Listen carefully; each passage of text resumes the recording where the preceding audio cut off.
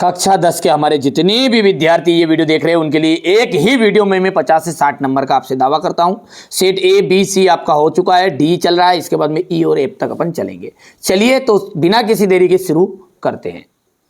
भारत ने कब लोकतंत्र की राह पर अपनी जीवन यात्रा शुरू की? 1947। वन्य जीव सुरक्षा अधिनियम कब पारित हुआ था? 1972 में। प्राथमिक क्षेत्र की जो गतिविधि है वो क्या है? मछली पकड़ना। भारत की प्रमुखतम आयात वस्तु है खनिज तेल। इसमें से साक्षरता दर वाला राज्य कौन सा है? सबसे ज़्यादा साक्षरता वाला राज्य तो केरल। छठे में आपका डांडी आ जाएगा। आगे बढ़ते हैं।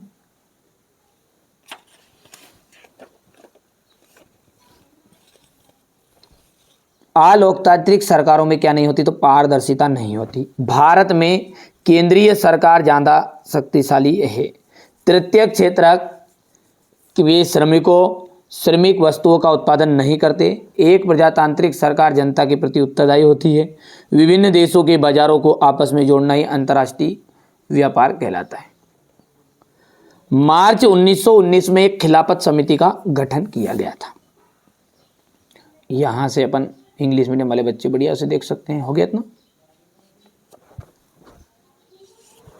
इसके बाद में ये यहाँ पर है संगठित क्षेत्र कहा जाएगा आपका कारखाना अधिनियम। नई आर्थिक नीति लागू की गई 1951 में। फ्रेडरिक सारियो का जाएगा फ्रांस। वंदे मातरम का जाएगा बंकिम चंद्र चट्टोपाध्याय। कपास का जाएगा महाराष्ट्र। और आधा से ज़्यादा आबादी जो गरीब है उसका जाएगा बांग्लादेश। ये यहाँ से इतना हो गया है, ठीक है। और ये आपका एक वाक्य में उत्तर आया। अब आगे ध्यान से देखो, देखिए, है ना, हो गया कंप्लीट। आगे बढ़ते हैं और अगला क्या है हमारा वो देखिएगा ध्यान से। ये इंग्लिश मीडियम वाले बच्चों के लिए रहेगा, ठीक है भैया। अब है कृषि जो है प्राथमिक क्षेत्र के अंतर्गत आती है, सत्य है। वैश्वीकरण से क्षेत्रीय विषमताएं कम हुई है, असत्य रहेगा। सिविल नाफरमानी आंदोलन के में छात्रों ने बड़े पैमाने पर हिस्सा लिया। इसके बाद में यहाँ से क्वेश्चन नंबर 5 हो जाएगा। क्वेश्चन नंबर 6 देख सकते हैं। लाल मिट्टी लेटराइट मिट्टी में अंतर, एजेंडा 21। मृदा संरक्षण के प्रमुख तरीके, भूमि निम्नीकरण को समस्या को दूर करने के उपाय, खरीफ रबी जायद की फसलों को उदाहरण सहित बताना, नगद और व्यापारिक फसलों के क्या से है, विनिर्माण उद्योग का महत्व बताना है, ध्वनि प्रदूषण को नियंत्रित करने के उपाय, परिवहन तथा संचार में के साधनों में अंतर, भारत के लिए सीमांत सड़कों की महत्वता को स्पष्ट कीजिए। हो गया इतना। पहले विश्व युद्ध ने भारत में राष्ट्रीय आंदोलन के विकास को किस प्रकार योगदान दिया? भारत में मैनचेस्टर में से आने बुनकरों को किन समस्याओं का सामना करना पड़ा?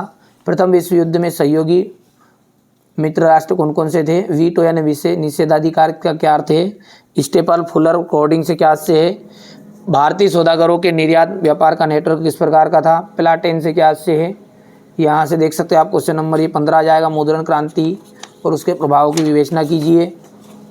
खुली तथा प्रचलन बेरोजगारी में अंतर, द्वितीय क्षेत्र की 2 विशेषताएं, विदेशी निवेश को आकर्षित करने के लिए उठाए गए कदम, वैश्वीकरण से आप क्या समझते हैं?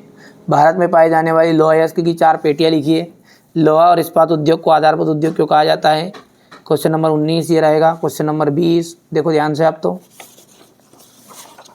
भारतीय रिजर्व बैंक की कोई 3 कार्य लिखना है। सांप्रदायिकता क्या है? धर्मनिरपेक्ष शासन का महत्व, भारत में पहुंचने के